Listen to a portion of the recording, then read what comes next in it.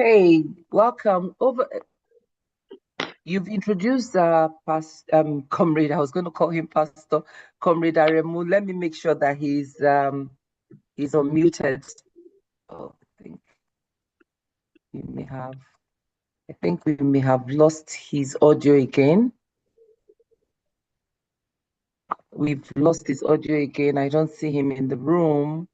But while we are waiting for him, I just wanted to acknowledge all that's going on in Nigeria and to acknowledge the killings in Plateau and Benue, and that our heart goes out to them. We continue to pray for those regions, that God himself will touch the heart of those that are doing this killing and bring peace to our land. So today, as Pastor had mentioned, we're going to be speaking with Comrade Aremu on the role of labor in democracy. But he's not on, but he'll be joining us shortly. And so while he's joining, okay, here he is. He's joined us again. I think it's his network issue. So please bear with us as he rejoins and takes the floor. So let's just have a moment of silence for all those that have lost their lives in these killings, and let's continue to pray for Nigeria. Let's continue to pray for our nation, for peace and unity in the nation. And this is why we do what we do here, to just promote the citizens' responsibility in engaging in good governance, the role that we all have to play to ensuring peace and to ensuring that we have that Nigeria that works for all of us, regardless of our tribe, regardless of our religious or political affiliation. Comrade Aremu is back in. Sir, can you hear us? We've asked you to unmute, and I have made you co-host. Can you hear us, sir?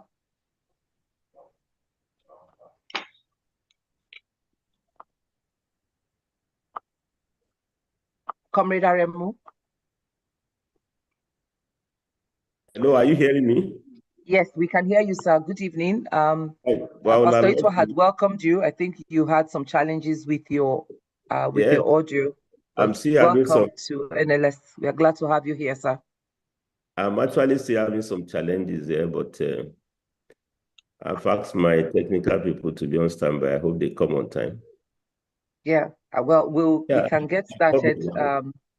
Hopefully, we'll keep our fingers crossed that the network will cooperate with us.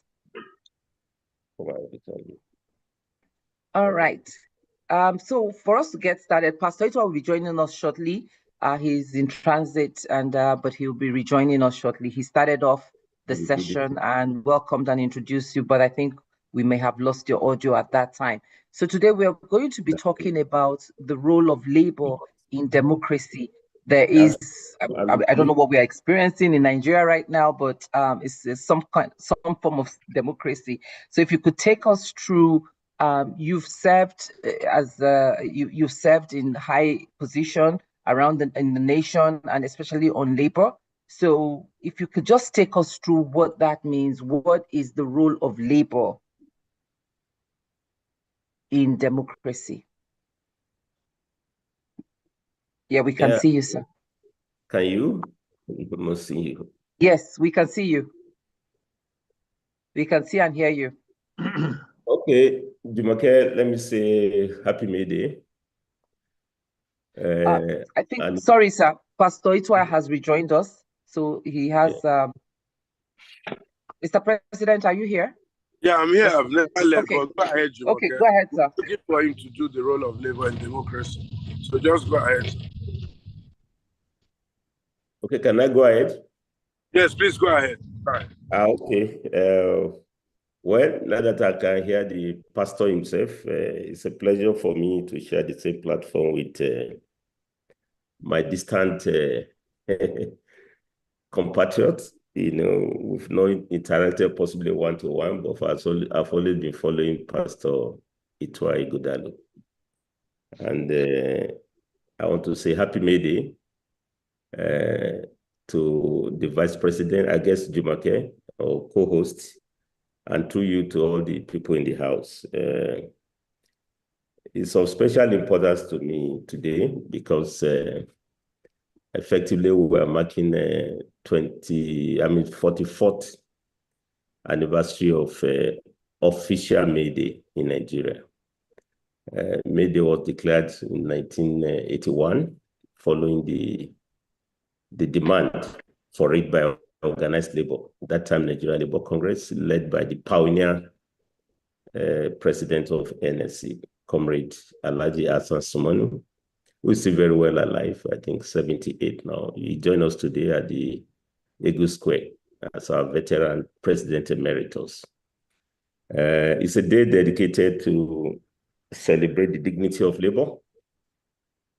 And we shouldn't take this for granted, because if you talk of the role of labor in democratic process, that also tells you that labor has a long history of struggle for democracy in Nigeria. And it's significant that we got the concession for a day to be dedicated to working men and women in 1981 under a democratic process. That was Second Republic.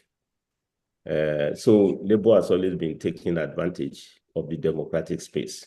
Interestingly, the theme for this year's May Day is reclaiming the civic space in the midst of economic hardship. So I think we can say quickly, one role that labor plays in democracy is to use the space available for freedom of expression, freedom of association, to demand for legitimate right. And I think it's significant that we have Labor Day, because today we take this for granted. New generation of workers will not know this. But many countries today, if you watch the global television today, many countries, people are still battling. I mean, working people are still battling to have a day to be recognized. You see a lot of protests, a lot of contestation, some of them violent in some countries, but here we've come a long way to establish that. So one area you can say labor has done is to take the democratic space to assert for the right. I can also tell you that, of course, for the obvious reason, organized labor, as we know it, is a movement meant to promote the welfare of the working men and women. Today, we take for granted 8 hours working day for 5 days, but until we got this right, it wasn't it wasn't like that, because many workers used to die in the world of work. They work for 12 hours, some even work for 20 hours. Some workers die in the course of work because there was no minimum standard. But today, labor had created an environment in which the working men and women can work, in which they have work balance. I think there's a lot of debate whether we live to work or we work to live. I think we do both together, but we need balance to do so, because those who employ workers, they want to maximize profit, especially in the private sector. So they wouldn't care about the welfare of the workforce. So I can say labor have also fought for that. And minimum standards, minimum hours of work, minimum age for work.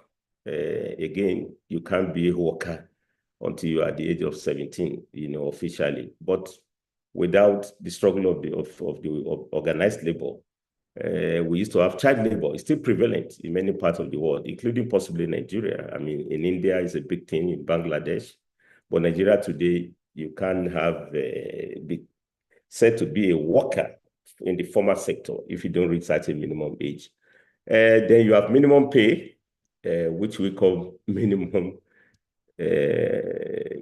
wage. I can say with the agreement we entered into last year, the new minimum wage, that's the 60th national minimum wage that Nigeria had entered into. The first one was in 1981, again during democratic process. And I find that very interesting, that all the major concessions that organized labor had gotten, they took place under a democratic process, and that tells you, I think for us from the organized labor, it's a settled issue. We can't have a debate between democracy and dictatorship, because it is clear that we've tried dictatorship or long period of military rule, and we're really much more worse off, because you don't, it's bad enough that you have bad policy, but you cannot do any contestation because military repress organized labor. And Pastor Godalo, I mean, me and you share the same.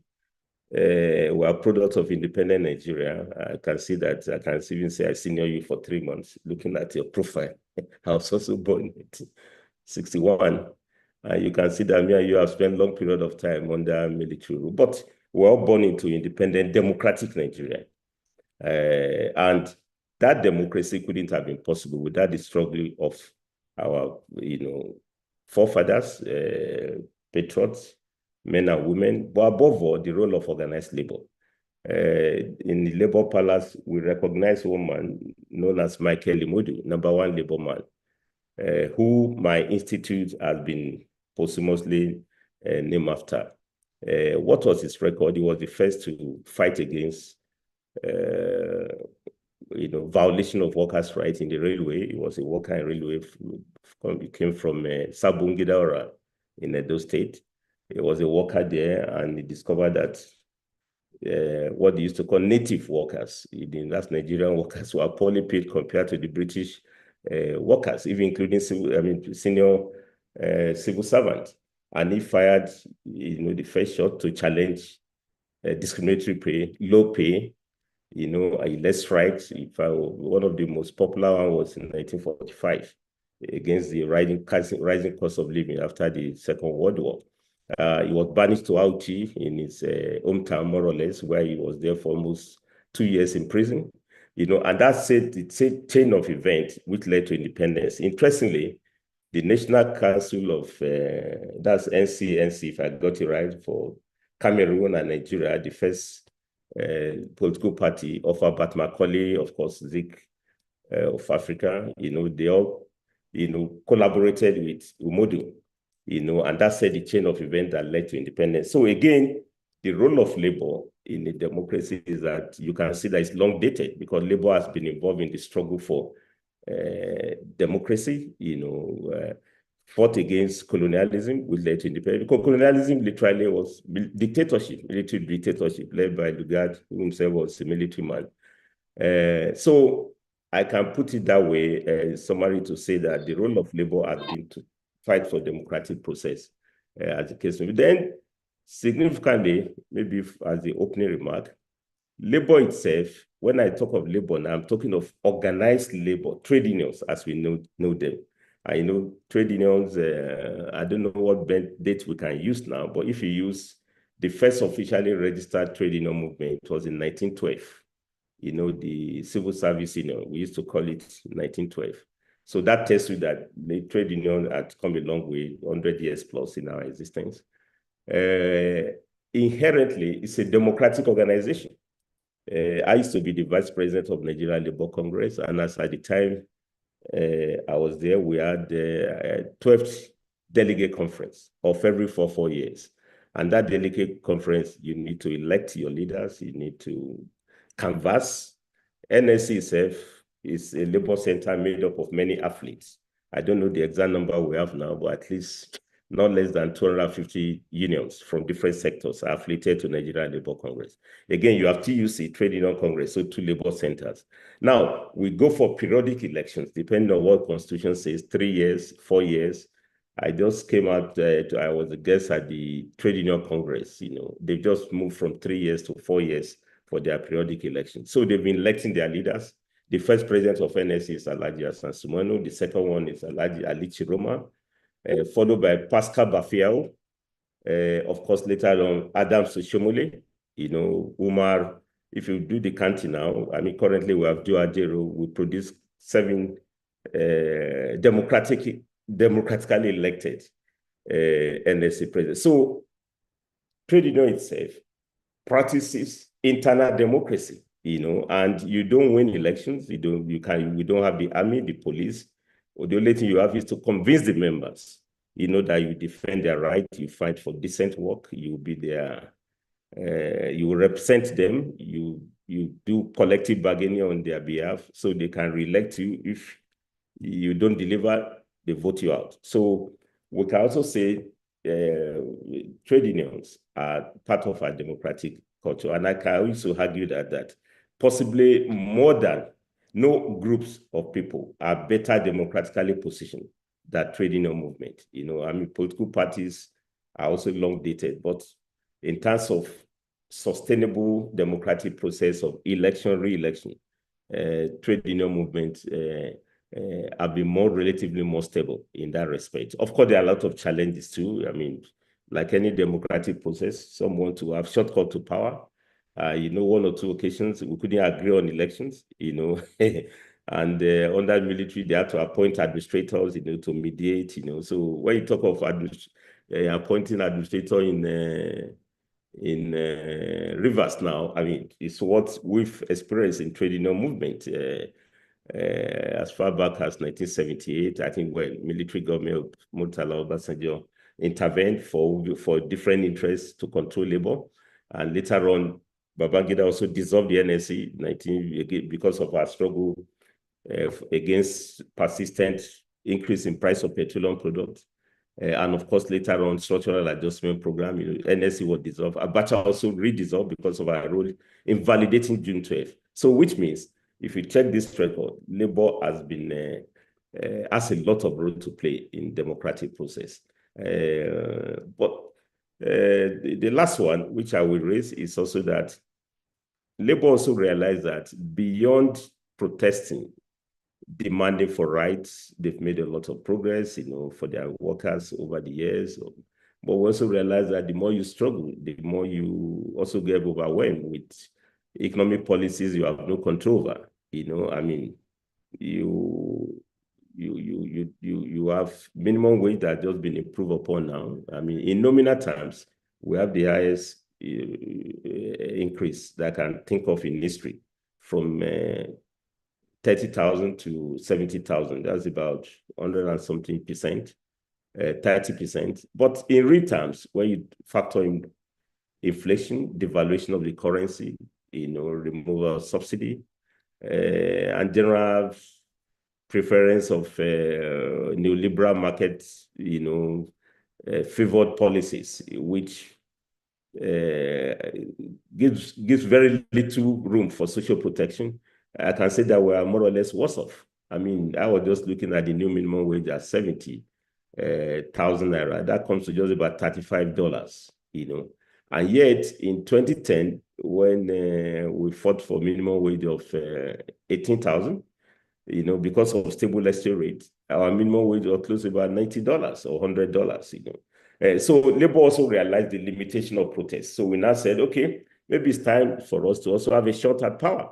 I mean, no class has monopoly of power. Military is ex-military men are in power. Businessmen are in power. Even faith-based organizations. I mean, there are many pastors, imams who have taken a shot at power. Why will Labour not do similar things? And I think from the 50s, even before we got independence, our founding fathers like Imodi also realized the need to be politically engaged, including forming political parties. So the first Labour Party was formed in 1950. And when we also returned, I mean, when IBB started his long-drawn political process, Labour Party re-emerged again in around 88, 89. Labour vied for registration when IBB was registering parties. I think we came number 11. Later on, he canceled it, formed SDP, NRC, one to the left, one to the... Of course, given our progressive disposition, Labour moved to SDP. It's not history. In fact, Pascal Bafia, NSC president, was built to be the running mate to Chief Abiola at that period. Of course, that changed and Kingibe came on board. But what I want to say is that when we also returned back to democratic process, we brought back Labour Party. It used to be known as Party for Social Democracy. Then later we changed it to Labour Party, which is the current Labour Party that we have in place now. I'm not sure whether it's the same one we conceived. Adams Oshomole ran under that party first in Edo. But when we look at our strength, we have to do alliance with AC then. Of course, he became a governor, two-time governor. And a couple of our comrades who have been elected into the Senate and co. So Labor also has the right to be involved in the political process.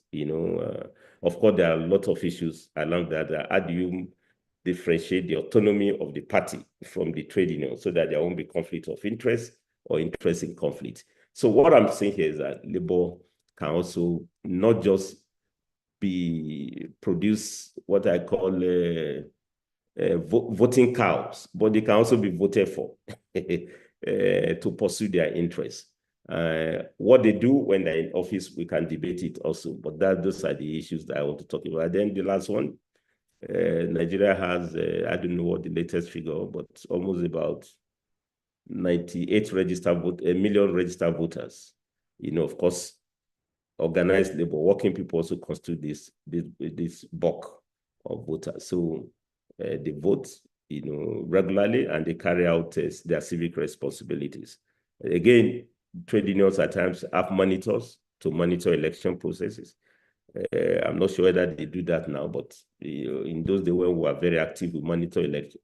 So beyond the results announced by INEC, independent organization like Labour possibly could come out with their own findings with respect to elections. In most cases that are always contentious, and outcomes are always disputed. So in summary, I think this will be my first shot to say that Labour has come a long way. But the last recap I can do is that in all this, we need to recognize Labour as an important factor in development. It's very fashionable when we talk of resource control in Africa, not just in Nigeria. We assume the only resource is gold or diamond, oil, crude oil, but the greatest resource Almighty God has created is human beings. And I think it's important to recognize that the wealth of humans is the wealth of a nation. The only selling point of China is not oil and gas or diamond, but it's human resource. Well-trained, well-resourced. Today, they're adding value to natural resources. China doesn't have crude oil the way you have it, but they add more refineries than possibly Nigeria. They take your crude, they process them. So what I'm saying in summary is that Labour sees the need to engage in democratic process to also contribute to nation building and for the improvement of the welfare of their members. And in that of gender mix, gender sensitivity, I think Labour has more robust policies, we've done a lot of affirmative actions in the labor movement to make sure that we consciously promote women in leadership of our organization. We have women commissions, strictly to pursue issues that are peculiar to women in the workplace, gender-based violence, workplace violence, maternity, special protection for women so that they have the right to work. And I can say one or two unions have also produced presidents, who are women, although Nigeria Labour Congress, not yet. And I hope one day we will do that. Because that's the only way we can make demand on larger society to make sure that we demand for a female governor, which we've never had. It's a scandal in Nigeria. Even to have female running mates, of the major political parties. That's not been the case. That's my reservation when Peter Obi ran. I shared this with him. I said, you took our ticket, but you haven't reflected the basic values of Labour. It's bad enough that you did not pick a Labour fellow as your running mate, but you couldn't even pick a woman. By the way, let me round up this. I ran for governorship in Kwara State in 2019 elections for governorship under Labour Party. And I had a woman as my running mate, intentionally, consciously. Later, we had an alliance with APC, which led to that famous Otoge, well, that's not history, in which we changed the political status quo in Kwara. So once again, happy May Day. This is just my brief overview of the role of Labour in democratic process. Long dated, right from the struggle for independence, after independence. We also make sure we engage the military to get out of power and return back to barrack, because that's where their jobs are. And I'm happy today we are celebrating uninterrupted democratic process I think about 25 years now. It's quite remarkable.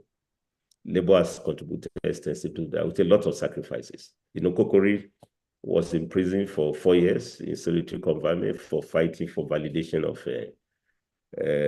June 12 election. That's part of the sacrifices we went into. It was the General Secretary of Union of Petroleum and Gas Workers Union.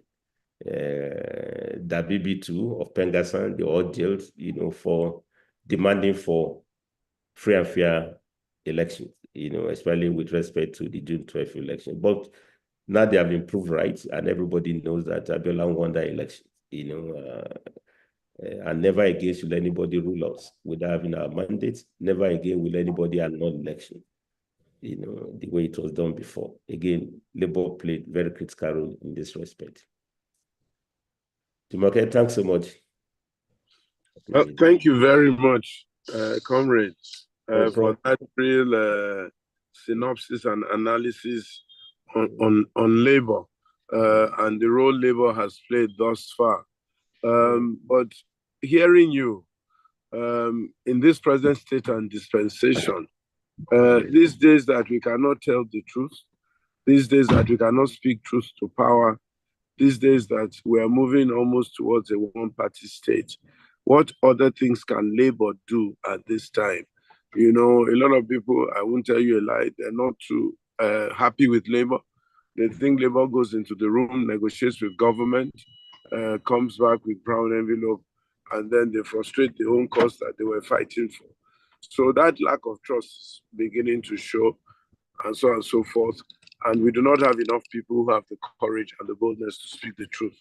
What do you think Labour can do, and what's your own prognosis? Thank you. Well, I mean, Pastor, I really agree with you that, we're living in an interesting time in which it's quite a luxury, to have people talk straight to power, the way we expect it. And I also expect more from the movement of which I've been party to. I've told you we used to monitor elections. In the past, I thought Labour should do more on that so that we can have independent pronouncement on elections taking place in the country beyond what INEC declares. So maybe the Labour movement needs to be more capacitated to get this done. Then I also think it's extremely important that the trade union movement to need its own renewal. I think we shouldn't take this for granted, because I also know many unions are also facing challenges of internal democracy. Sit-tight leaders who also alter the rules of engagement. So when you slide into that, as they say, well, you are a pastor, so you know better. You ask for equity. If the hands are not as clean, then you can't make proper pronouncement, as the case may be. But in spite of that, Pastor, I just came from the May Day today. And I want to say that with all the limitations of the Labour movement, I mean, you need to get a copy of the May Day speech delivered by both Comrade Festus Osifo, I hope I got him right, president of TUC, and that of Joe Ajero. I think they talk straight to power in terms of the state of the country. I mean, how can a country like us cannot have uninterrupted power supply? Why will we intentionally have policies, that impoverize our people? I mean, these are policy choices. You choose to float your currency, it's your choice. Reforms are inevitable. There's no doubt about that. But reforms do not have to be done with big bank. You need to have if our United Nations agrees on that, what they call transition. Not just that, just transition, in which you put alternative programs in place, but above all, engage your people, through dialogue. Where I don't know how many years to SDG of 2030. We used to think it's far away, but it's just 5 years' time. And all the goals, 17 goals, I guess. It's been said by United Nations that the remaining 16 goals cannot be achieved without the 17th one, which talks of partnership. So I think labor must also demand that they will be party to the process of engagement where policies are made. And today, I can say I could see the vibrancy of the labor movement, still there, but you must also contextualize. Because when we talk of labor during the time of Alhaji Hassan Sumanu, who also spoke straight to power today, maybe far more than the new generation workers. He led struggle. At the time, it was quite risky to do so. But during their time, we also know we have factories, we have workers. I came from textile background. There was once in Nigeria in which you have a vibrant textile sector that employ close to direct jobs of almost about 2.5 million. The entire Ilupeju in Lagos, textile zone, Aswani Market. You go to Kano, Bompai, in Kaduna, Kakuri, Nasarawa, Port Harcourt, Trans Amadi. It's vibrant when there are jobs. So what I'm saying here is that without jobs, without employment, there cannot be unions. Without unions, you can't talk of organized labor the way we are. So what I'm saying is that labor is also operating within the context of economic crisis where they've lost their members. So there's also the concern of balancing struggle with the need for survival. So we need to also contextualize that at one level of analysis, labor needs solidarity, it needs its own sympathy. So the summary of it is that the civil society must also consciously engage with labor so that we can hold those who are in power accountable. And labor cannot do this alone. Political class must also be conscious. And I've even seen that, even of all the parties, including the big opposition party, I've not seen deliberate, conscious effort to address the concern of the working people, which also makes labor to say, okay, the difference is not clear. The Second Republic, let me end up on this note to see how labor itself could also be helped to add value to the struggle for democracy in Nigeria. The May Day I told you about came into being, but it was also a political issue. In fact, official federal Labor Day, as we know it today, started in 1981. But unofficially, at the state level, it started in 1980. It was the government of People's Redemption Party in Kano and Kaduna that declared May Day. So immediately, these two states declared May Day. Shagari's government of MPN saw the need to also have political capital and made it national. So there was once in Nigeria in which politics was based on the issue that resonated to the people, including organized labor. Even minimum wage. UPN under Awolowo promised that time 250 naira. That was a lot of money, possibly $300 today, and MPN had no choice to quickly settle for 125 naira minimum wage. And if you look at it now, 125 naira, that's about $250. It's a scandal that 44 years ago, the workers earn in real terms than they are earning today. 200 and something dollars. Now we are talking of $35, So I'm saying at the end of the day, the political class must also resonate, make policies that people's driven so that labor can regain its momentum, not just talk to power, but be part of the process to bring good governance. Because it's not just to talk to power, it's to make sure power delivers for the working people and for Nigerians as a whole. So hope cannot be lost, Pastor, and I think there are still good number of unions, that are vibrant, who are really talking, but they're also handicapped. Take the petroleum sector. because of divestment, collapse of public refineries, massive importation of product. The petroleum workers we used to know, who are engineers, highly skilled, they are also endangered. So what you now have is tanker drivers who lift products highly inflammable from Lagos to Maiduguri. So what can unions do when they are coping with survival at their own level? So, but that's not an excuse. I think we need to reinvent new leadership of labor that will be able to sustain struggle beyond ordinary. But with the best of effort, Pastor, unions cannot change administration. They have limited mandate.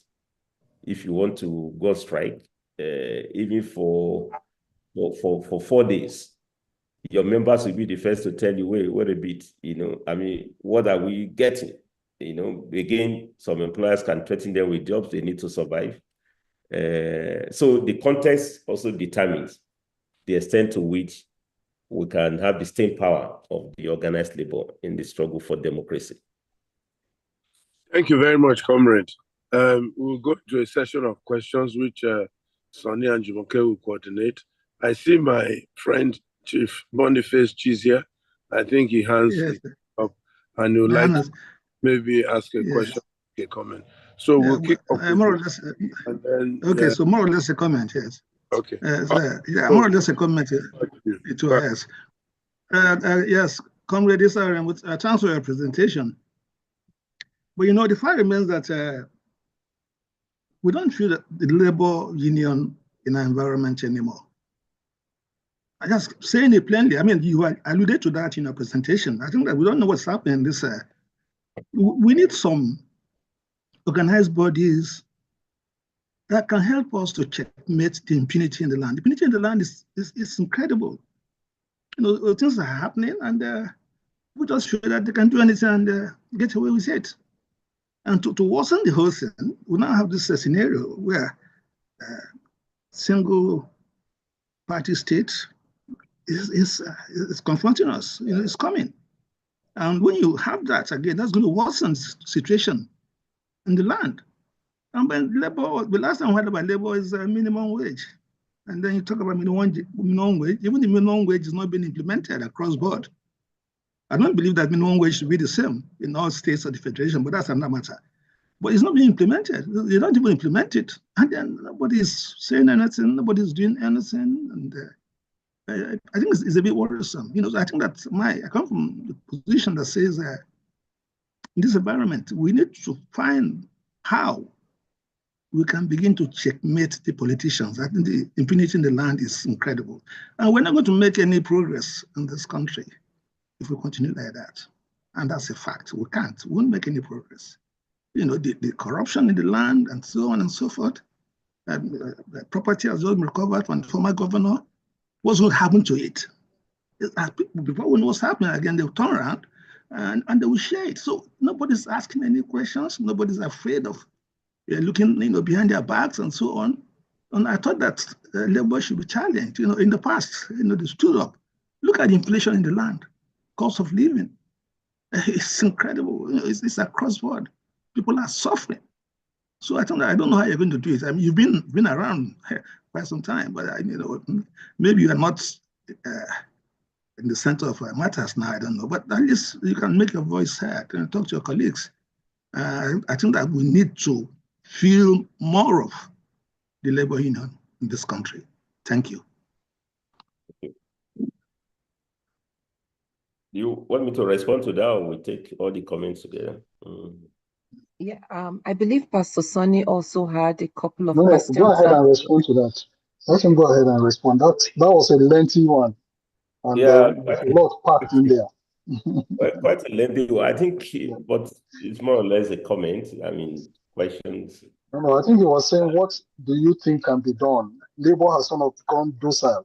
They used to be able to fight for the people. They used to be able to stand up whenever there are issues. But now we don't hear of them anymore. So he's asking you, what do you think can be done? No, I listened to him very well, but I'm even saying that with this lengthy discussion, he has also given some recipe, some answers. I mean, I'm quite also worried, and I guess organized labor is worried about the slide towards one-party state. And it's not even one party state. If we're going to be a bit academic, it's actually no party state. It's no party state. Because what is a party? Party is, good collection of people with shared visions and values, discernible ideologies who have come together to seek power for public good. The difference is not clear what these parties are.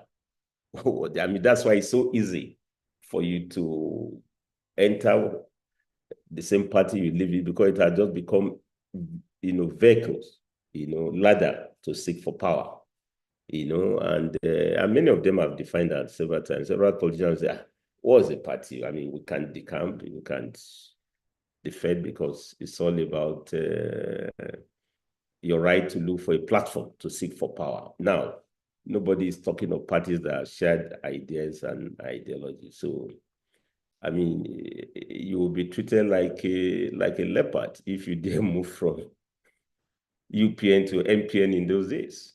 Even to move from PRP, to UPN, they are all progressive left of the center, but PRP said we are far more radical, and I think the late lawyer, what's his name now, Tunji Braithwaite, he formed a party, Nigeria Advanced Party, NAP, audaciously independent with its ideological vision, said, no, I won't be part of the European crowd, so, and they were clear about what the idea. So what should be worrisome to all of us is the collapse of ideas and vision for nation building, and again, that cannot be the burden of the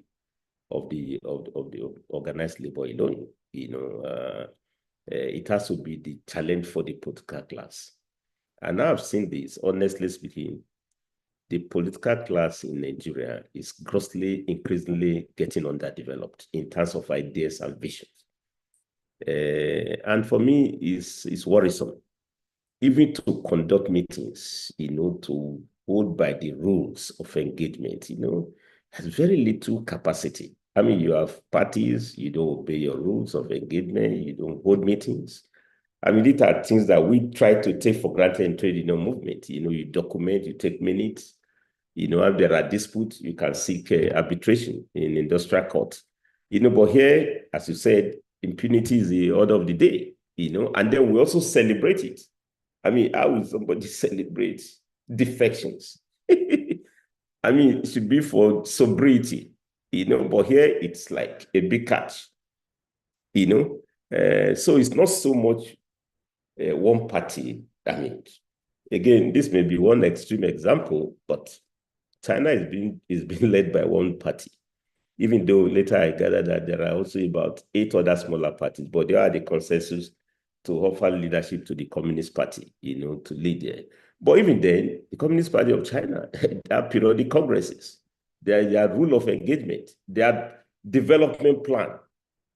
The whole miracle of China is planning. And interestingly, we started at the same time. Chinese Revolution was 1949, and that time we started regional development. Nigeria started its first planning around that period too, 5-year development plan. But let's even take 1960, when we started the real national development plan. We had the first one, second development, third development plan. And all the parties agreed that we need to run Nigeria based on this plan. And Nigeria was one of the fastest growing economy in the world. China is running 14th, or if not 15th, 5-year development plan. Nigeria stopped at 4 development plan, or military intervention, civil war. But even then, now we have 25 years of uninterrupted democracy. But ask me, where is the plan? We had Vision 2010. Later, we turned it 2020. Obasanjo at the first said Nigeria will be one of the leading economies, or slogan, but you can't have a share. So the real thing that should be worrisome is no party and no vision. I mean, I think he said it all in biblical literature, holy books, that people perish without vision, and that for me is the most. I went to National Institute, for policy studies in senior executive course. I think that was 2005, quite some time now. And I was shocked. That was my first interaction with core military guys. Colonels. I guess maybe that's the first time some of them also saw people from labor movement. But I was shocked the level of investment that the military puts in education. In fact, what military has shown that if you don't go for education, education comes to you. The power of listening, the power of discipline. You say you meet so time, they get to time. Here, those are the traditions that made Nnamdi Azikiwe, Bafemi Awolowo, look at the speed with which they pushed the British out. They really wanted independence now, and they kept to time. They were really, but now anything goes. We're never in a hurry. If Nigeria if we had our way, we can postpone any election. We don't keep to it. So what I'm saying here is that without necessarily being making case for labor, is that it has to be collective responsibility of civilian class in a democracy, that we must build parties, and if it is even only one, let's build it based on values, ideology, for patriotism as contained in our national anthem, which have been recited. But when you don't have, you just zone north-south, I don't know what that one means. You shift power on rating. It's not even the constitution. Yet, we make it to be like an article of faith. So it's not the turn by turn. Because if it's all about sharing, of course, it's about eating. But if it's about responsibility to deliver, only those who have what it takes will dare to go for contest, to take this responsibility. So we need real proper reflections on that. I've been party to many of these processes. I was at 2014 national conference, in which we made a couple of recommendations, but those are recommendations which cannot fly until the civilian class decide to reinvent itself. South Africa, we liberated South Africa. We contributed to the liberation. They struggled themselves, they paid a lot of prices, but we pushed for, in fact, our constitution South Africa is using now, it's almost 90% Nigerian constitution. The Bill of Rights contained there, they were so excited that we had it, which they never had under apartheid. But see what they've done with that. Today, you still want to say battered ANC, but it's clear about the focus of building a free, independent, non-racial country. And even when other parties that break away, you can see they're ideologically focused. So you can connect to the politics. But here, honestly, I can't fathom it. So, but I think organized labor, back to your question, can bring this experience to being, because labor itself, it doesn't have the luxury of having a monopoly center. We used to have a monopoly until 2005. NSA has always been the center. But later on, Trade Union Congress was registered also. So now we are contestation. So if NSC says one thing and the other senior staff association said no, they cannot agree upon, you have an alternative view. So workers have choice. Of course, within each labor centers, as I've told you before, there are hundreds of industrial unions. You have workers from medical and aid, you have textile, you have petroleum workers, you have automobile workers.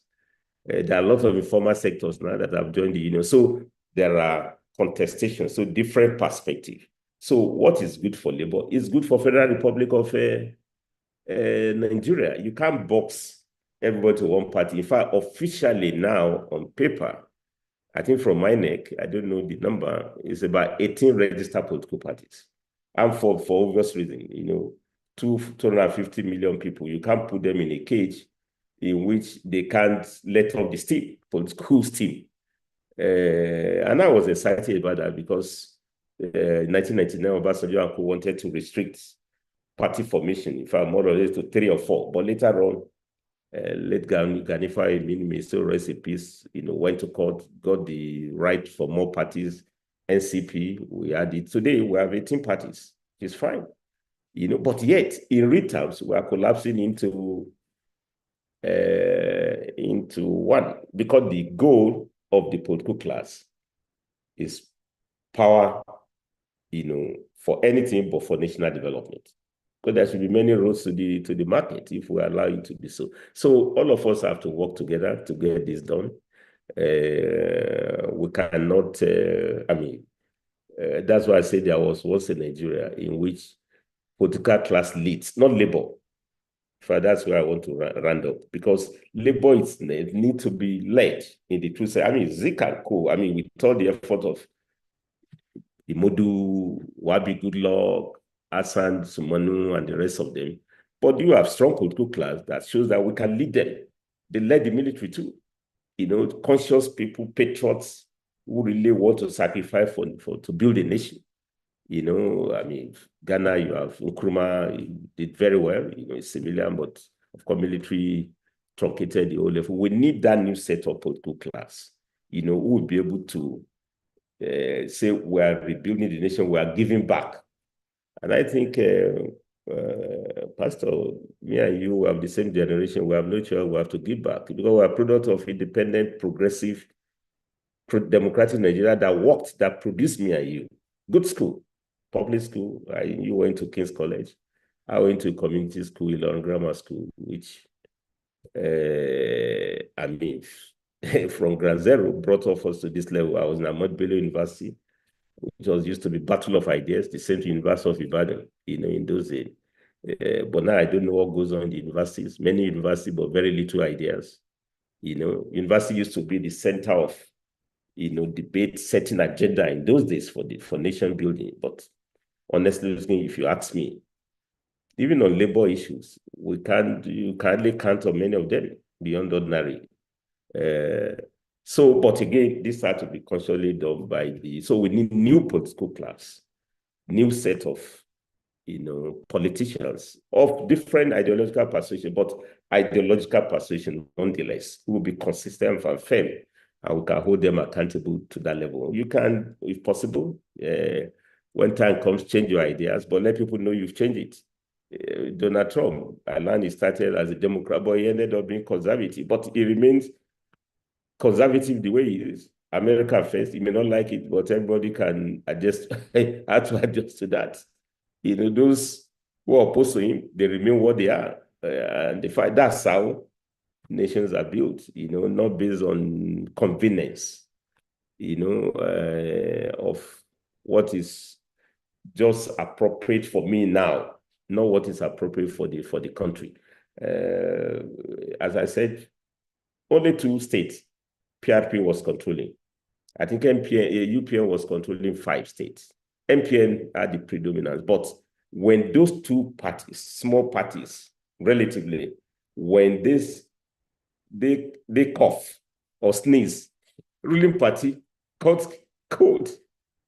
Kano in Kano with fire. Later on, Rimi and Co took over Balari, 2 states, and they were courageous with that.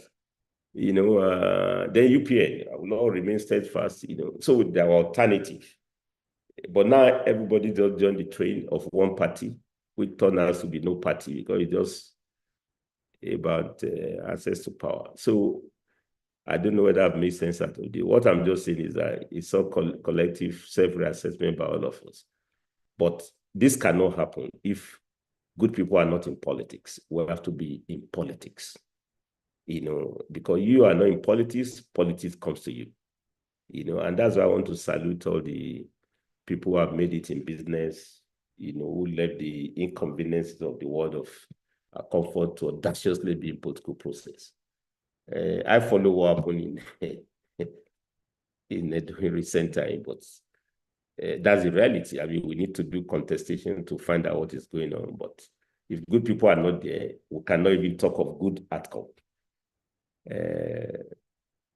And they should remain steadfast, and be principled over it. I remember Nelson Mandela, they asked him, the old man, that what will be your wish, Mandiba, when you get to heaven, your first wish? He said, I will ask for the nearby office of African National Congress. You know, that's a party. He said he will go and register there. That tells you his commitment for the party. I think the oldest party possibly in Africa. You know, he joined it. He went to prison over it. He never gave up. And he said even life after, he would like to be. I think we need principled politicians. Thank you. Thank you, sir. Pastor Sonny, did you have a question, or we should go ahead and take the hands that are up? Yeah, just before we take the hands that are up, Comrade Issa, I think we still sketched around it a bit. What we need is a formidable force to lead the charge. And in the past, Labour has played this role. Why? Because they have the largest followership in the country. If you look at when Kokori took the charge to validate June 12, and even when Adams Oshiomhole was NLC president, what he did to which president was it? Was it Obasanjo or whatever? They almost shut down the country because they led the charge and other civil society organizations will join. So what we are looking for today, the cost of living is so high, your members have been pauperized, Nigerians as a whole have been pauperized. Labour used to be a strong voice that when they speak, the other people will coalesce around them to say we are ready to go, but we need a strong force like Labour to lead the charge. Today, that's no longer the case. Why is that so? Why can't we have that kind of a thing? If you keep pushing it, political parties, all of us, who will lead us? Labour used to take that role. So where are we with that today? Why can't we get back to that? Well, I think a quick one on that. I was also in the movement when President Buhari increased the price of fuel to, I think, 165 naira. I was still in the movement. That should be 2016 or so. It just came to office that time. And we call out for protest, you know, but it was largely Labour affair. You know, most Nigeria did not turn up. Just the way, even the one we did in 2010, which Adams Oshiomhole did, that took a lot of engineering for us to get Nigerians to really get bought into the struggle. Recently, too, when we had the big bank subsidy remover, I mean, you have to credit organized labor. I mean, one may disagree with their method. Some of them also have my reservations, you know, because already there was a perception that Labour also had been partisan, but legitimately, Labour have the right to have their parties. But Joe Ajaero and his team, including Osifo, they also came out to put up resistance. You know, in fact, they called for total indefinite strike, but you also know that what power do they have beyond the fact that they called strike? They were going to be on the streets. And they did so, but you also know the internal dynamics of Labour. I've said so. Labour movement is to influence policy and pursue the welfare of their members. They are never interested in administration change or regime change, if you want to put it. It's to change policy, you know, and there's a limitation to where they can go. The context, I raised it before, the staying power of Labour in the 80s, in 20s, even when Adams Oshiomhole, I was also part of the struggle. I mean, I was his deputy when we were in textile, and I was in that executive council. You know, our ability to sustain struggle, because we are the mass base, we are employment base. You know, I mean, private sector, I mean, if you call textile workers out in good number, they will come out. Today, where are the factories? Where are the workers? You know, and the few that are there, everybody fight. I mean, they also fight for survival, you know, because the burden of unemployment is that those who have jobs think that they are a bit safe. So that's not to make excuse. I mean, They need to struggle more. I mean, they can do more. I was at the May Day today. And I think that's what I'm saying. Even this May Day, we shouldn't leave it to labor alone. All of us should consciously, just as I'm so excited about the African, this is the first time I'm sharing your platform. I was selling Fayemi Ransom Co. That I was never aware of African Leadership Group effort, but I'm happy you've chosen today to discuss the role of labor. You know, because even how many civil society generally have time to also, you know, interrogate the role of labor movement the way you have done so. So we need more of that, more of engagement. But beyond talk shop, we should also let labor engage with labor, more eyeball to eyeball. Labor should engage so that we what role they can play. But the last one, which I will raise, is that we need to also rebuild capacity even for labor. You know, and that's what, you know, I'm the Director General of the Labor Institute in Ilorin. And our mandate is to build capacity for organized labor, employers of labor, but largely on core labor issues, which means how to make workplace harmonious through collective bargaining, conflict resolution without resorting to strike. So they're largely work-based issues. But I've also consciously, deliberately, tried to say how to deepen our curriculum so that we promote economic and political literacy among the working people, you know, to know that with the best of effort you do through collective bargaining, unless you have good governance. And that's why you need to have new generation of unionists who know that, as you say, they can offer leadership, they can set the ball rolling, and for obvious reason, even as I'm telling you that we've lost many members, labor is still very strategically placed. Even those that we have lost in formal sector, they have a huge army of informal sector workers who are also organized in their own way. So labor also do organize the unorganized, you know, so you have to reorganize it, because for you to even move, you need the mass base. And this high cost of living, those who have salaries, whether it's 1 naira, 2 naira they are receiving, they can pass on the body predictably, they can still cope. But what of those who just live on daily existence? You know, tailors, artisans, market women in good number. But I discovered they're also well organized. So labor has to also see how to cultivate them for real sustainable pressure on the political class, you know, to address policies that will build the nation, and at the same time, you know, address the worsening cost of living. But all well said, I think I would like to repeat that with the best of effort, labor has its limitation. It's a registered group. By law, there are some things labor cannot pursue. NSC, TUC cannot be substituted for political party. Even when we form our, what do you call it, Labour Party has its momentum. You can see that we couldn't even have control of the party now, you know, because it has its logic. And if you cross the line, you get reactions that may even undermine the entire movement. So the body comes to all of us. And I want to say, not political class, I'm talking of civilian class.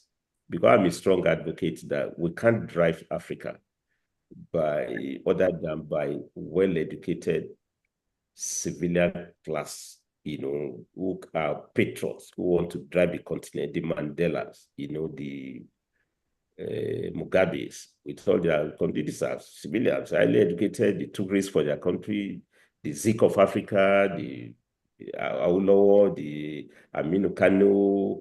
We need new set of leaders. Osadebe, you know, these are civilians who took risk at the time the continent was very dark. Yeah. You know, so they didn't have a seat, they didn't play back, start watching. You know, they took risk for all of us, you know, to have a republic. Now we have to take it to the next level, and we have no excuse now, because we have a space. While they were contesting with British colonizers, it's local colonizers that we have who can engage in. So, but that would be a project all of us have to work towards. But I agree that labor needs to do more, you know, and go back to the good old days, a kind of renaissance, of the whole tradition that we are. But with the best of effort, it is the civilian class. I mean, I've paid my labor movement, and I think it's time to go ahead and be more politically more engaged, than more than ever before. And I want to salute your group, African Leadership Group. Thank you, sir. We can do more to get more, and we can partner even with my institute too, Yes. because what is leadership group, so we can have MOU on how to do training, because consciousness is very, very important. Yeah. I was going to bring that up after we have the hands up, because we do have a school of leadership. We cannot talk of our self-interest, minimum wage, settlement when the country is not the way it should be. So people have to workers have to think beyond themselves for nation building. Thank you, sir. We'll definitely engage you behind the scenes on our School of Leadership and Governance. I have 3 hands up. We're going to take 3 hands up, and there are some comments in the chat room that I will be reading out to you. Go ahead, Auntie Yemisi, and then we'll take, I don't know the name, but the David Oyedepo Leadership.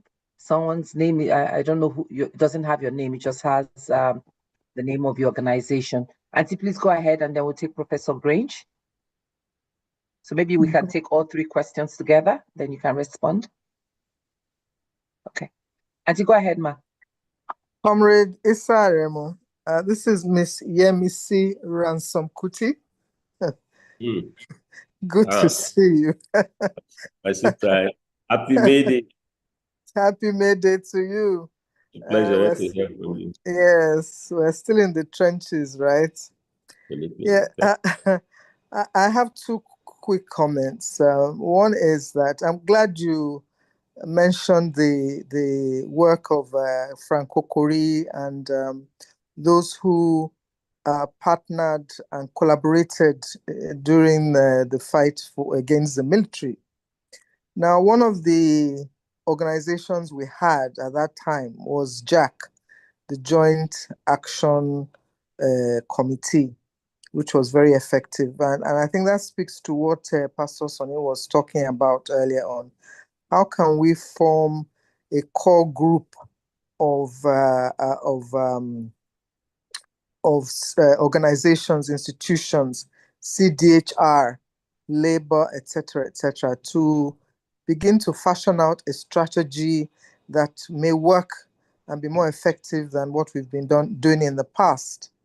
And that's one. Then my second question is, my worry has always been that labor has the workforce, particularly in the public service, that implements the policies of government, the budget implementation, and stuff like that. And a lot of trust has been eroded in the capacity of public servants to deliver, because the politicians, how many of them are there? But it appears the corruption within the public service itself is probably more enduring, because they don't get elected out of office, or they don't leave. They're permanently there. So how can we ensure the competence? How can the labor movement monitor its own members so that the standards of the public service can be restored to what it was before? Is it Abacha that threw a hammer at it? How can we get that level of excellence back into those who are actually managing the resources of the state? I think that will go a long way to cut the wastage, cut the corruption, and ensure that whatever money we have is being effectively utilized and being guarded, and goes to public good. I'd like your views on that. Is this something labor can do? Monitor its own members, call them out, before we now ask the EFCC or law enforcement agencies to come in. How can we get that effective, excellent standard within the labor force that will, I think, certainly make a huge difference in our trajectory and growth and development. Again, thank you so much for being with us today. And I hope this is, as you said, the beginning of more engagement going forward. Thank you. Thank you so much, Mark. And I'll have the David Oladipo leadership. Please go ahead. Yes, thank you very much. Good evening, everyone. Thank you, Comrade Karemu. I would just like to, it's not a question really. I'm from the David Oladipo Leadership Roundtable. And I want to add to what Comrade Aremu said earlier on. Somebody raised the question about the issue of Nigeria drifting towards a one-party state. And my response or my opinion is that we are no longer a value-driven society like we used to be. And where there's no value, we are going to be left with what we see today. There was a time that we were careful with where we went to. There was a time we were careful with who we associated with. There was a time we were careful with these things. We were big on our reputation, our character, our name. We didn't want our name to be spoiled. But over time, values have been grossly eroded. So that playing opposition politics in Nigeria today, in a society that is not largely value-driven, is going to be a very tough one. In the Second Republic, in the First Republic, people like Chief Obafemi Awolowo was content with opposition. He wasn't even so much interested in, living in Ibadan, going to Lagos, Yes, they wanted to form government, but he was satisfied with opposition. He wouldn't dine with strange bedfellows just because he wanted to be in government. They had values. We don't have values anymore. Politicians today are, Philby Lucas has taken over the space, and so everybody is after money. We also have a democratic system or a system of government where it's a winner takes all thing. The presidential system of government is a winner takes all thing. When you lose massively. And when you win massively. And so there's no room for people who are not in government.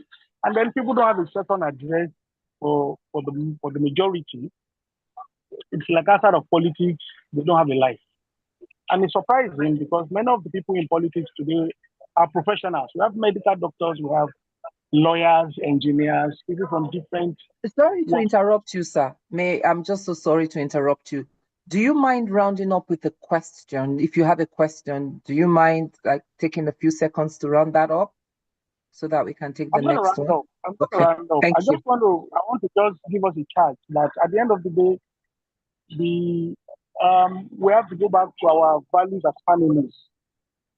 We are not going to get better politicians than the society that we have. Our politicians are part of us.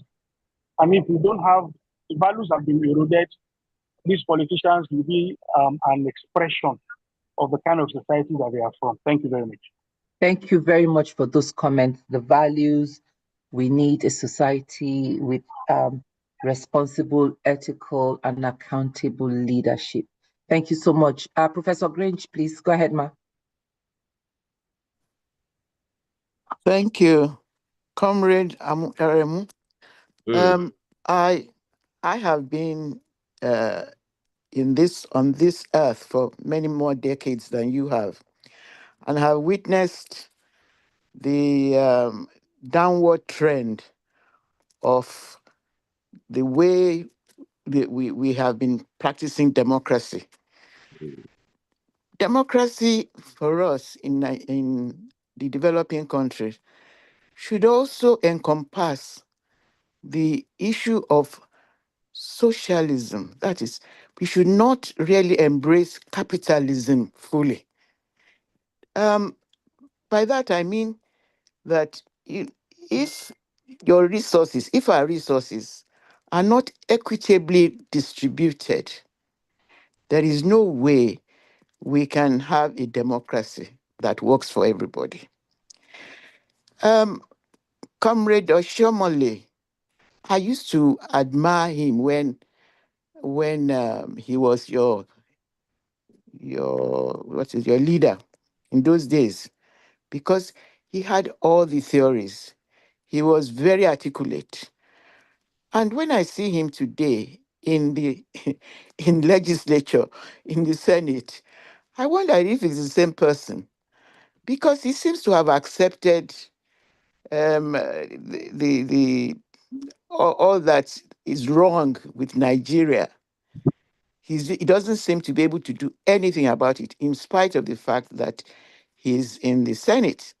So, what am I trying to say? It means that no amount of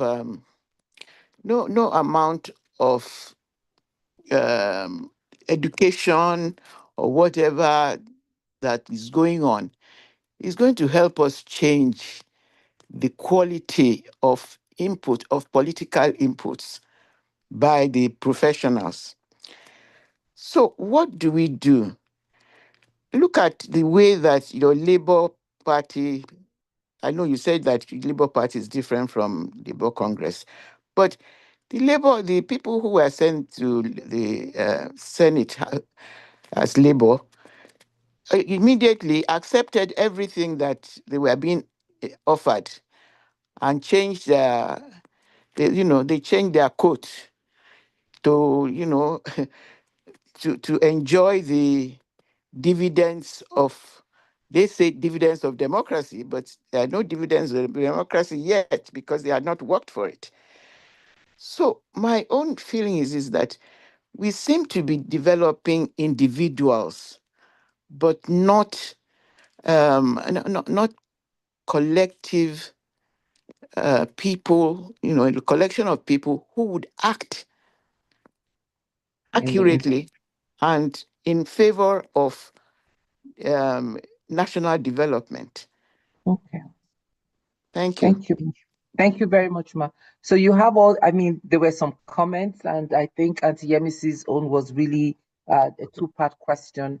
So do you want to take all three of them, and then I'll read some of the comments and questions in the chat room? I think at one level of, it's also good to listen at times. So, because I'm also learning from some of the interventions, especially the suggestion of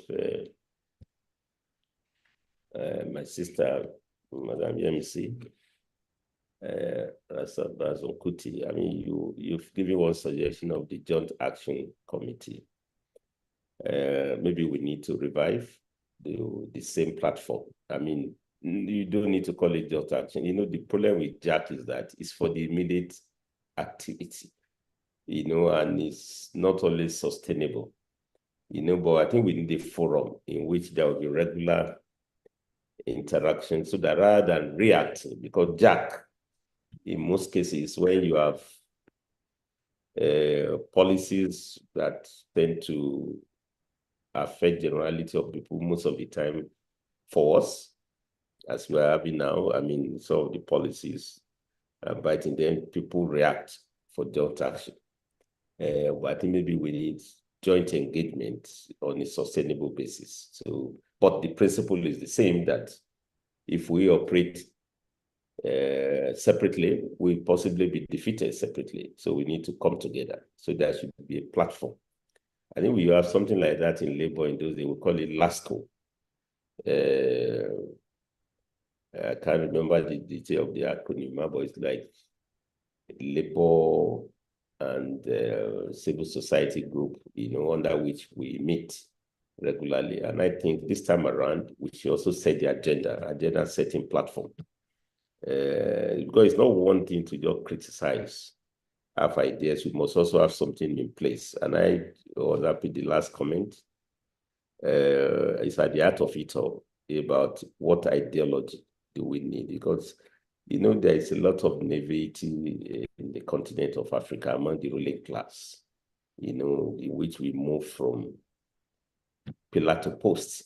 You know, when it suits us, we used to call commanding height of the economy, without even talking of socialism, you know, because many countries of Europe, I mean, even the parties of the center, many of them proclaim socialism. I mean, France, Socialist Party, Macron is socialist, even though they all apply market policies, you know, in those countries. But here we don't talk of that. Without commanding height, government should control everything, refineries, even government at the point building hotels, changing bed sheets and all those kind of things. Then later on, somebody told us to say, no, government has no business in business, you know, so market forces, you know, and with that one, people in government even stop funding education, stop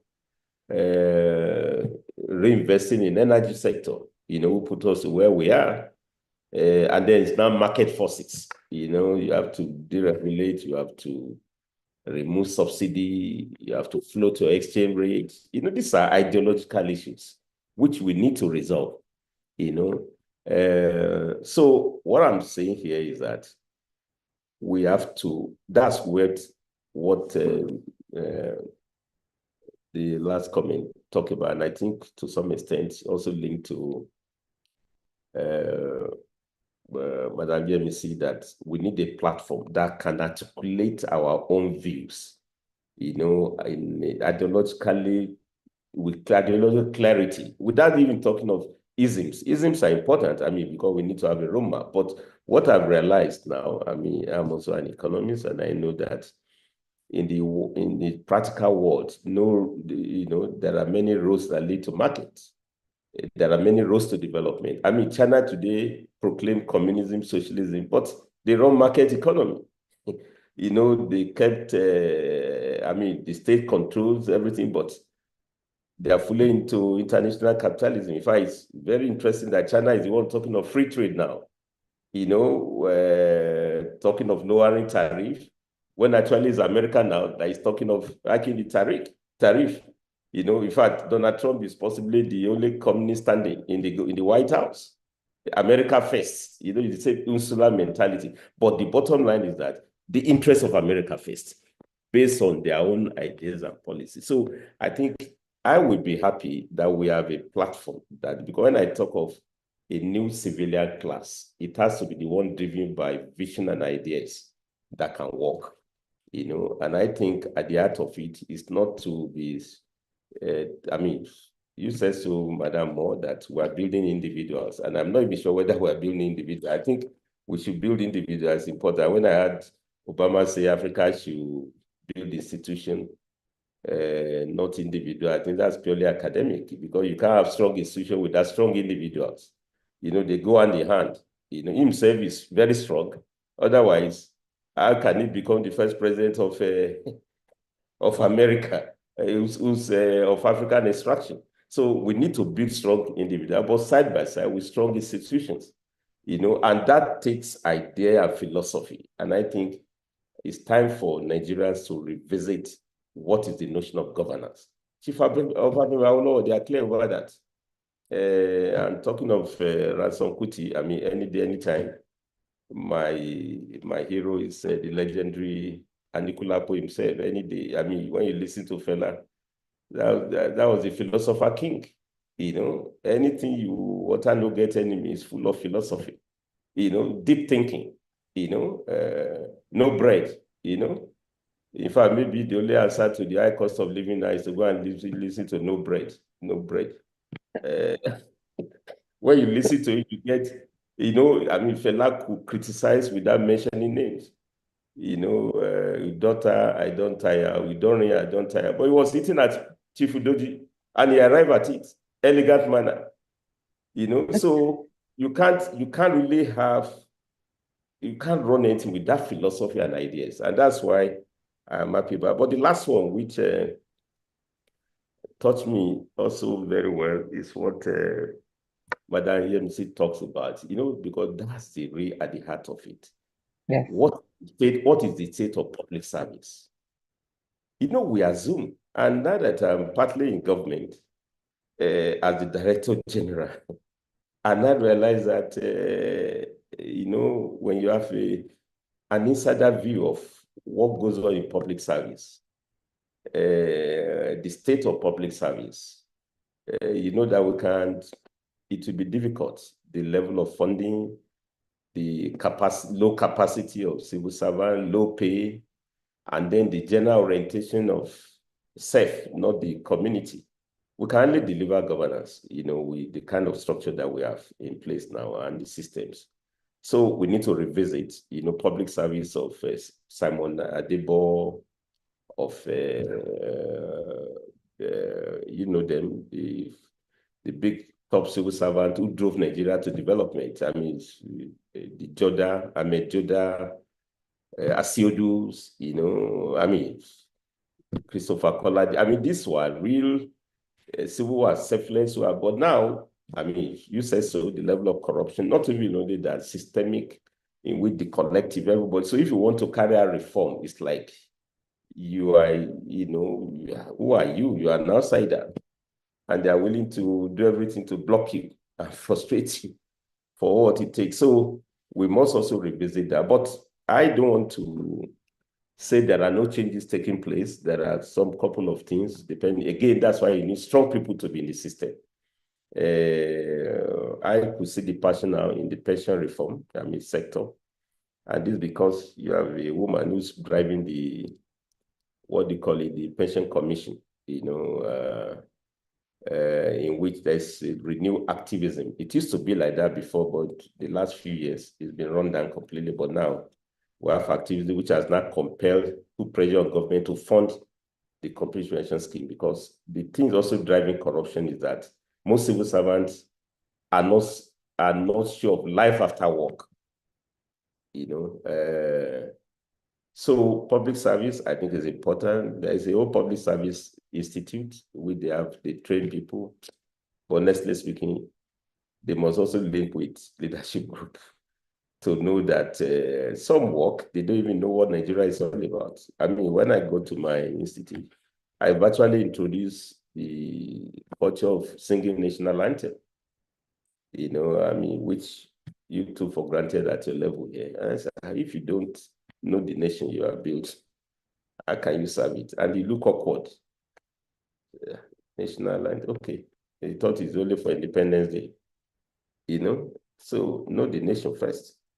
So I think it's,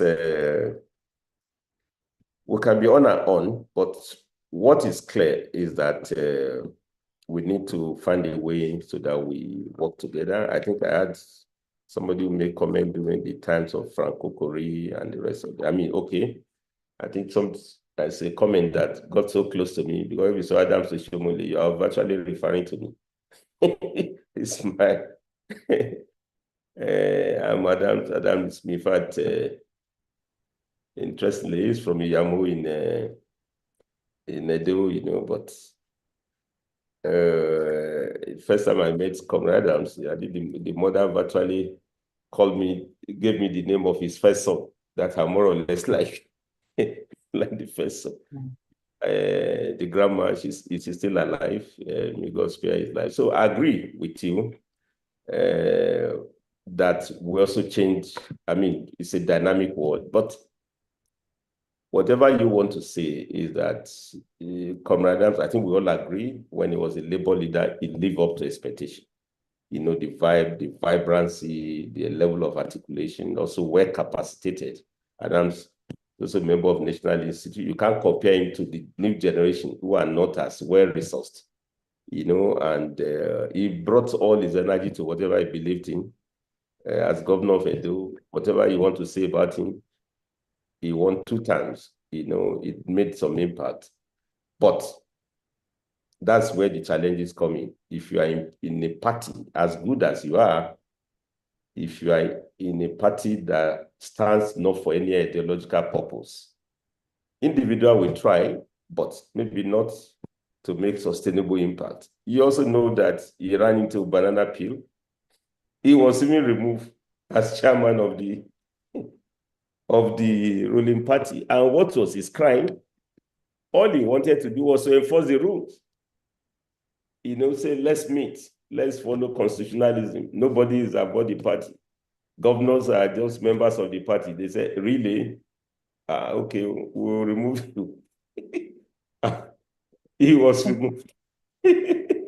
So, as for the other choices, we're all living in market economy. So, the only fellow who hasn't failed is the one who has not been tested, But what I'm saying, anytime I still listen to Korarami speaks from the platform of the Senate, you can't doubt the voice of the fact that he could do better, but you need critical mass. That's the limitation of individuals, and above all, as I said, we need parties driven by ideas, ideologies with which you can benchmark the way we live. But today, I think in the absence of that, everybody makes his choice, every politics is also local.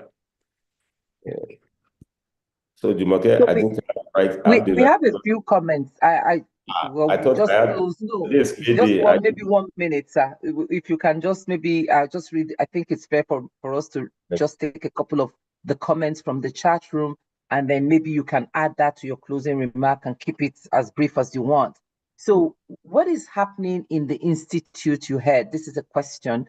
There has been a lot of protest in recent months, giving a feel. Oops, I lost that. I lost that. But basically, what is happening in the institute you heard, there's been a feel to the fact that labor leaders are not good administrators. What is your take on that? Then another comment or question, labor unions are supposed to fight for the welfare of workers. And then another one, Labor Day drama, police. So maybe that's just a comment. What is happening in the labor union is a reflection of what is happening in Nigerian government. Visionless leaders who are only interested in feathering their nest. The leadership and followership are generally guilty. And then one last, another comment, labor as a pressure group has lost its influence, maybe due to ineffective strategies, loss of public support for organization and resources, opposing views at leadership, internal problem, political and legal challenges.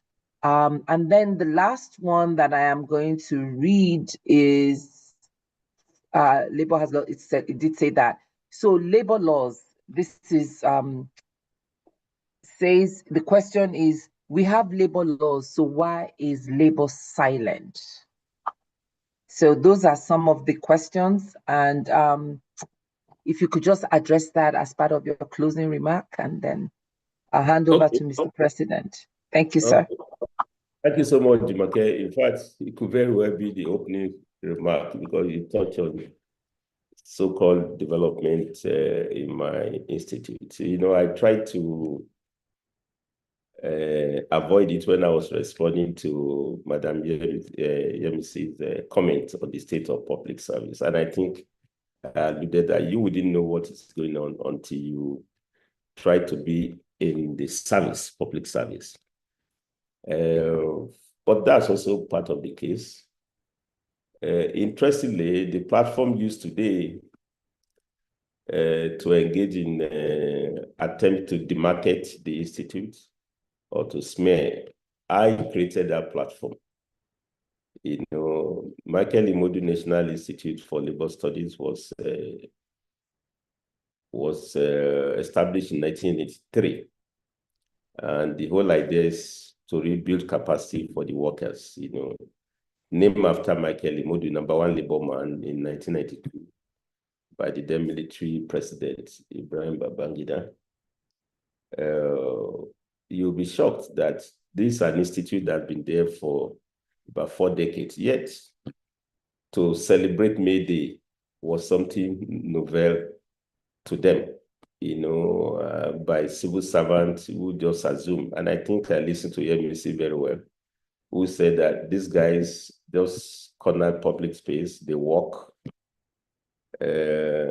for 35 years, 60 years of age. And if they are their way, they are even planning to change retirement age to 65, possibly 80, doing God knows what. So they don't see that an institute like that should be for activism, for really to connect, to celebrate dignity labor. But interestingly, they cornered that platform to demarcate the labor movement. What is going on? I'm due more or less for second term. Jumoke, I hope you are listening. You know, yes, sir, very much so. I became the Director General, the first comrade DG, the first DG to come from labor movement. You know, I was appointed by President Muhammad Buhari in 2021. So I was supposed to run for a year tenure. So what is going on is politics of succession. You know, and there are those who said they are insiders, they've been there, they're directors and co. So they never even believe I could spend 1 week, you know, but today I'm rounding up my first term and of course renewable too. So this one is an attempt to undermine my renewal mandate, but it's a non-issue. I mean, I'm very sure, Jumoke, it's nice for me to also see your face. Talking is in the face. I don't know of any DG of an institute that will engage you the way I'm engaging you, you know, that's come from my institute. You know, they are shy of public to report back, to be accountable, to be scrutinized, you know, so it's business as usual. And the one that shocked me, simple things like punctuality to work. Since I resumed work, I get to office 7:45 every year, and the people say, no, we are civil servants. We do. Some may not even come, you know. So reforms have their own challenges because as you are reforming, the anti-reformists fight back, you know. But it's a work in progress. This is an institute that is meant to build capacity for workers to see how to negotiate, how to discuss without this drama, because there are mechanisms. So they have forum for internal engagement, you know, which are open to them, with some of them refuse. But in terms of our core mandate, and I think later on when we engage more, I'll give you what I've done in that place. We've promoted the visibility of the institute. Before I got there, they hardly impact on a good number of workers. I can tell you that the Federal Ministry of Labor gave us the mandate to train about 1,200 workers last year. I exceeded it with 3,500. This year, by the benchmark, it's about 5,000. You know, a lot of decay there. We've renewed them. We've moved from diesel dependency energy to solar. You know, a lot of transformation. You know, then you also, I mean, how can you have an national institute that does not have policemen to protect the assets? Before, nothing. So you have procurement, they bring you, see some of them steal the things back, but I put a feet on that. We need to build a nation, you know, as the case may be. There's a lot of citizenship engagement, you know, and how many of them can you see to share platform with you the way we are done? But it's easier to smear, to run down, and take platform, which I encourage them to be. They've never participated in Mayday, you know.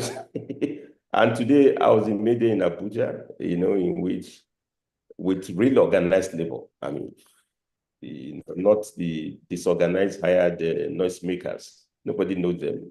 I mean, because it's not just the message, Jumoke. Who are the messengers? Yes. And it's easier now to splash things on the platform and say African Leadership Group is this, is that. You know, it's a country of it's a global world of higher assassination and all sorts, you know, but we have to apply the rules of engagement, you know. So nothing lost, nothing missing. But I'm happy that they use the platform of Labor Day, which they never knew. I created the platform for it. It shows that it's working, but we do the engagement, you know, at the case, and the facts will speak for that, you know. But we have repositioned the Labor Institute. I connected them to International Labor Organization. Powerful memorandum of understanding. I've just floated one with you. You know, we're going to have, we've had with Lagos State University, since I came in, we've deepened the one with University of Ilorin. That's the openness, because civil servants also try to corner, to capture national institute and turn it to themselves. It's a national institute, and we need to broaden the space. If I didn't engage with you, you wouldn't know the potential that is existing in that place, that we can work together to leverage and build the nation. So today ought to be to market the institute. We have a training calendar which they should be advertising, but those who want to use them, and they won't come out. It is those who are not appointable, who have no names, that took the platform, but I've been so busy, trying to add value for this important day. I've been at NTA, AIT later in the day, I'll be there. Let those who come for public engagement and hold them accountable the way we are. But that also tells you the challenge of labor. We have unionists they are trading unionists, not trade unionists. There's a difference. Who are just available, these fashionable comrades, higher banjo comrades, who you won't know them without the union. They hold no values, they stand for nothing, they fall for anything. But don't let us be distracted. I think we've done so much today to look at the role of labor. Comrade Adams had more smear than that when we were there. They even nearly they burnt our office in Kaduna. You remember, 1993, we escaped, but struggle continues. Thank you so much, sir. And I think I'm particularly interested in your role, in labor's role. You talked a lot about inclusion of women in leadership. Fantastic. And with everything that is going on in the nation right now, sexual harassment, workplace harassment, maybe this is not the time, maybe it's a different forum. I'm interested. Let me give you one of the things that group of amorphous characters were against me was due to the fact that I tried to enforce gender policy I put in place. We have going to have recruitment replacement. They put all men. I said, no, there should be gender balance. We have recognition for awards, and the rest of them, they put male. I said, no, you have to put a woman. I've been intentional, to encourage women participation. We also have gender. I, for the first time, introduced observance of International Women's Day in Michael Imodu. They never did it before. We mark it this year, in a big way. Again, these are, these are chauvinists who are used to being, you would see women in different life. But given my trade union background, we're intentional to allow for women participation. And again, they are fighting back, because they know my 4-year tenure, we deepen that policy more.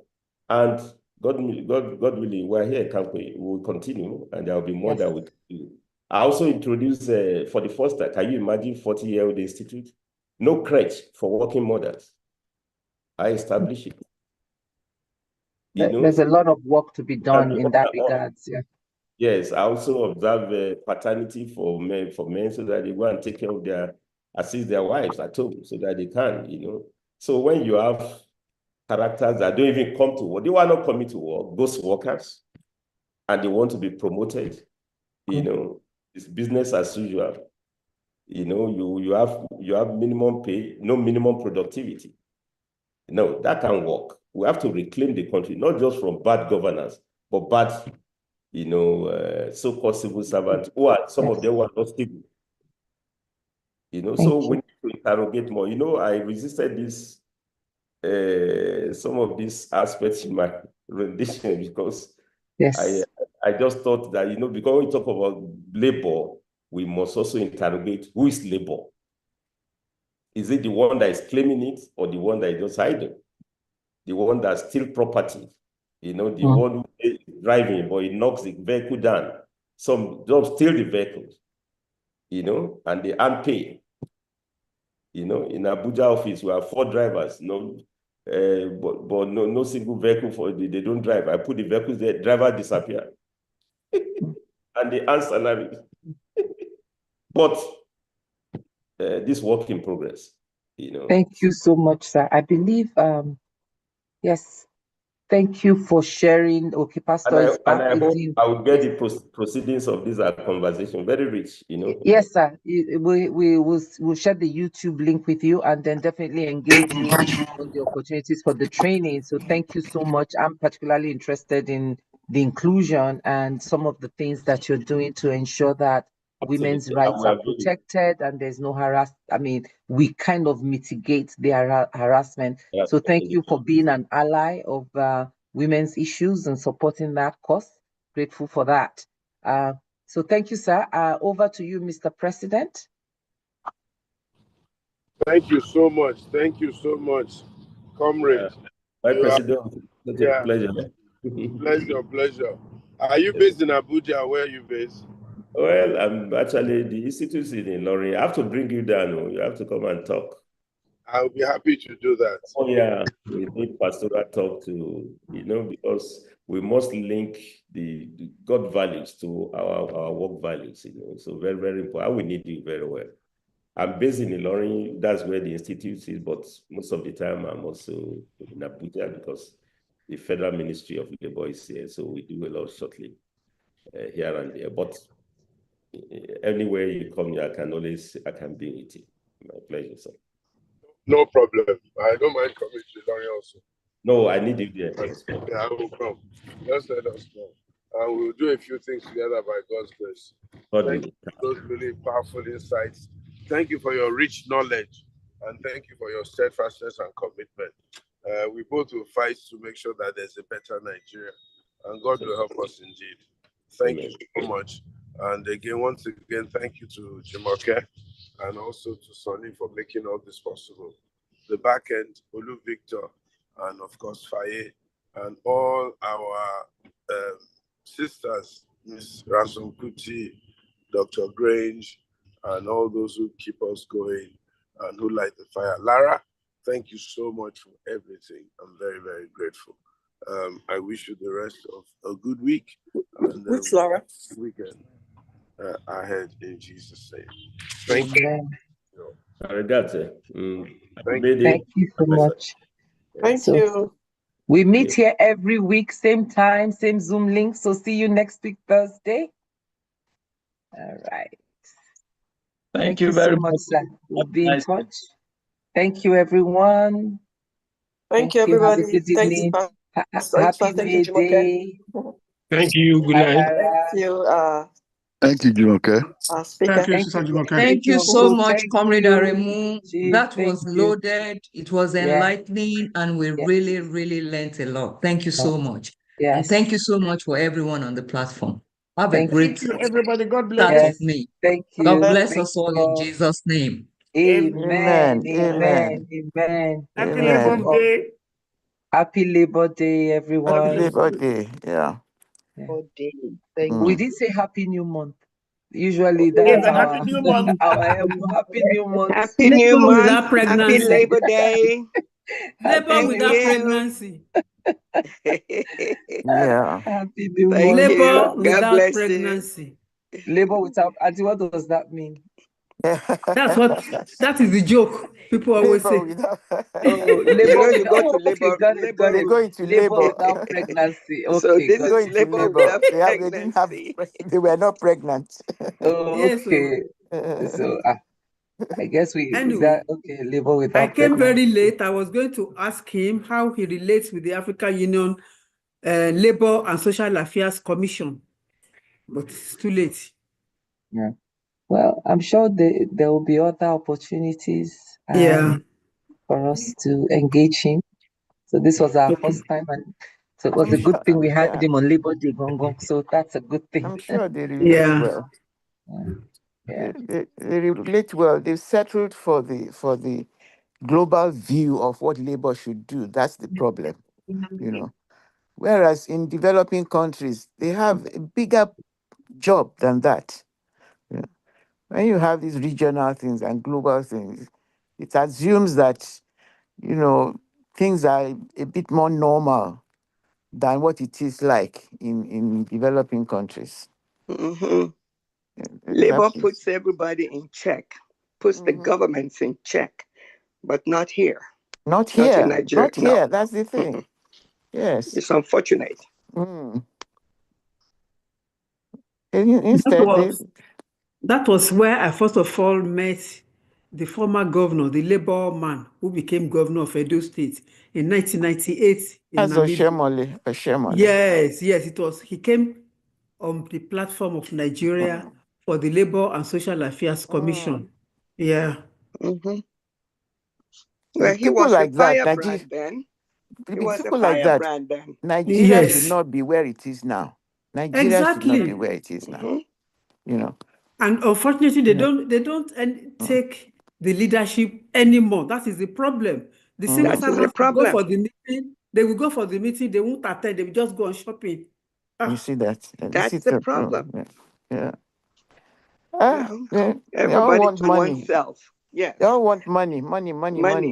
That's what the oil has done to us. It's all Esther code. See what happened in Rome. It's all Esther code. Anyway, have a nice day. Happy Labor Day. Happy Labor Day. Happy new month. Thank you. Happy new month. Yes. Okay. We don't have after party today. Thank you all. Have a good evening. Bye, Mama G. Thank you. Yes. Bye. Bye.